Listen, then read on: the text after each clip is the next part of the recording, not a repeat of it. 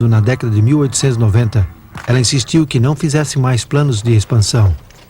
Viu a necessidade de construir pequenas instituições em diversas áreas. Também sabia, pelas visões recebidas, que grandes mudanças estavam a ponto de ocorrer no mundo.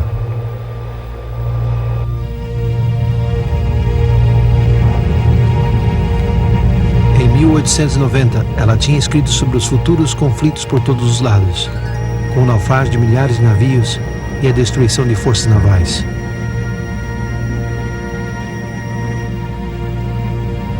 Seres humanos seriam sacrificados aos milhões, ela disse. Confusões, colisões e mortes ocorreriam inesperadamente nos grandes meios de transporte.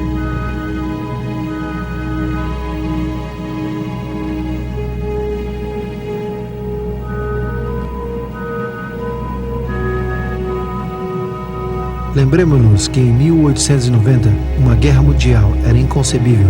Os aviões e carros a gasolina nem tinham sido inventados, mas todas as suas palavras resultaram verdadeiras. 24 anos mais tarde, 10 milhões de pessoas morreram na Primeira Guerra Mundial e outras 40 milhões na Segunda Guerra Mundial. Desde então, têm ocorrido grandes perdas de vidas nos maiores meios de transporte. Na Conferência Geral em Battle Creek em 1901, alguns passos foram tomados para descentralizar a organização da igreja. No entanto, as advertências de Ellen White com respeito ao aumento da comercialização e sobre os salários injustos na editora, a maioria entraram em ouvidos surdos. Mas em novembro de 1901, se comunicou uma mensagem alarmante aos membros da junta da editora. Helena lhes fez lembrar que Deus estabeleceu a editora para publicar sua verdade, mas essa meta tinha sido esquecida com a busca de lucros comerciais. Então veio a advertência. Quase tenho temor de abrir a revista adventista, por medo de ver que Deus tenha purificado a editora com fogo. A menos que haja uma reforma, a calamidade virá sobre a editora e o mundo inteiro saberá por quê. E logo soube.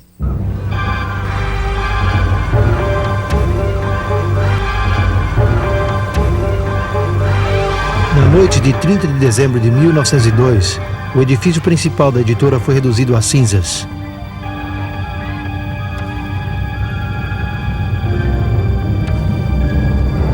Isto ocorreu uns 10 meses depois que o famoso sanatório de Battle Creek tinha também sido destruído pelo fogo.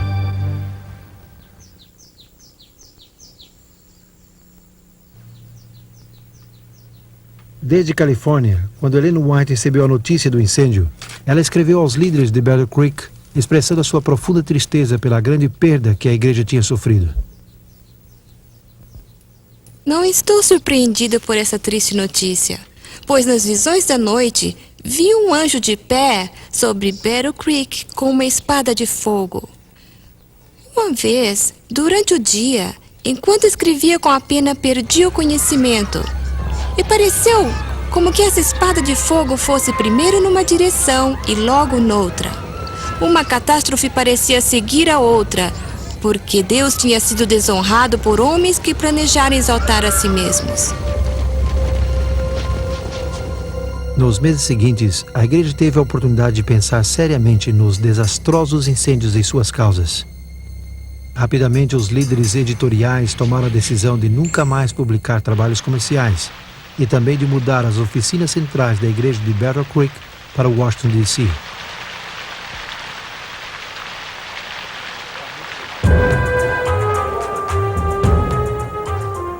Nos tempos bíblicos, o profeta, sendo o porta-voz de Deus, muitas vezes falava claramente e dava mensagens de advertência ao povo de Deus, chamando ao arrependimento. Essas mensagens nunca eram populares, porque quase sempre atacavam o egoísmo, o orgulho e o amor ao poder. Em Apocalipse 3, Jesus escreveu a uma das suas igrejas: Eu repreendo e disciplino a quantos amo. Deus é o mesmo hoje.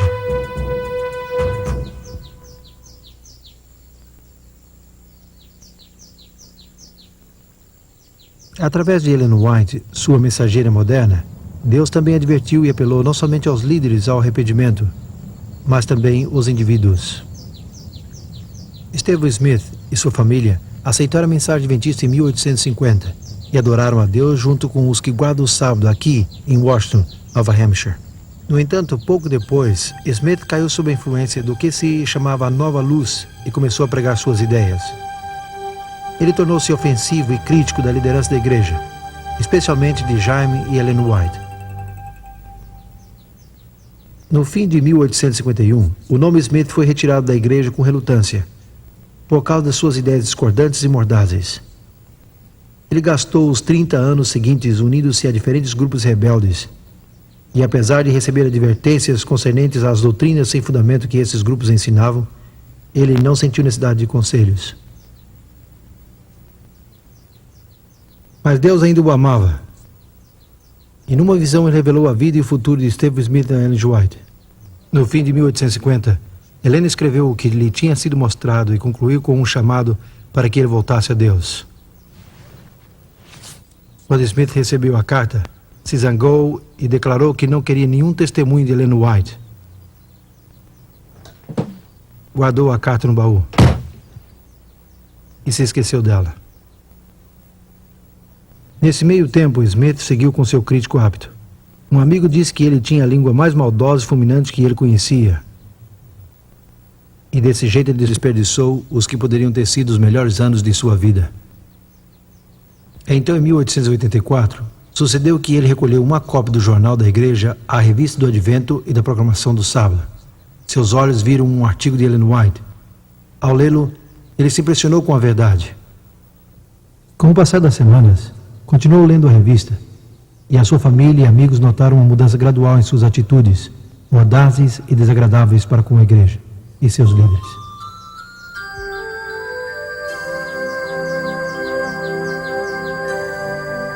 Um ano mais tarde, Eugênio Farnsworth foi convidado a pregar de novo aqui, em sua igreja natal. Seu velho amigo, Stephen Smith, agora com 78 anos de idade, decidiu assistir à reunião no sábado pela manhã. Farnsworth pregou deste púlpito sobre a origem do movimento adventista na profecia bíblica. As positivas e confiantes palavras de Farnsworth afetaram profundamente a Smith. Durante a semana seguinte, Smith se lembrou da carta que tinha recebido de Ellen White tantos anos atrás. Ao abri-la, ele leu sobre o que sua vida seria se continuava nesse caminho que havia tomado.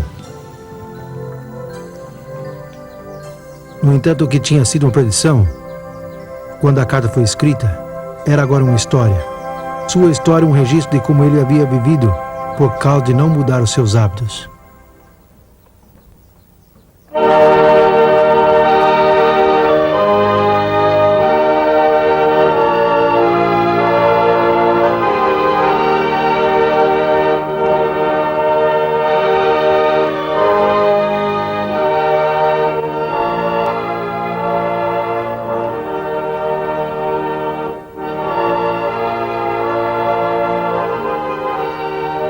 Smith regressou à igreja de Washington no sábado seguinte.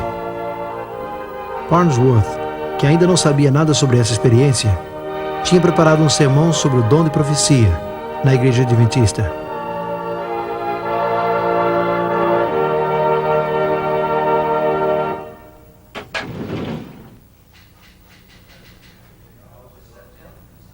Esta carta foi escrita pelo Eugênio Farnsworth a Ellen G. White no dia 15 de julho de 1885.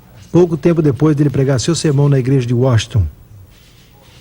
Menciona como depois do sermão, Smith pôs-se de pé e relatou a história do testemunho que ele tinha recebido 25 anos antes, e como ele não o tinha lido até quinta-feira anterior. Sua verdade o havia convencido. Nessa ocasião, Farnsworth registrou as palavras de Smith desta maneira: se eu tivesse considerado o testemunho que Deus me enviou, todo o curso de minha vida teria mudado. E eu teria sido um homem bem diferente. Qualquer homem que é honesto deve dizer que os testemunhos sempre conduzem o homem a Deus e à Bíblia.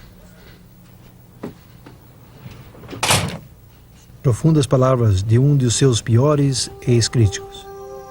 Vendo o impacto evidente sobre os indivíduos e a igreja através dos anos, muitos se perguntaram como os escritos inspirados de Ellen White se relacionam com a Bíblia neste mundo contemporâneo. Será que por ser mais recentes substituem as escrituras? São eles de alguma maneira uma adição? Talvez a mesma Ellen White mereça dar a resposta a isto. Se tivesses feito da palavra de Deus vosso estudo, não necessitarias desses escritos. É porque haveis deixado de instruir-vos com o livro inspirado de Deus, que ele tem buscado alcançar-vos com testemunhos simples e diretos.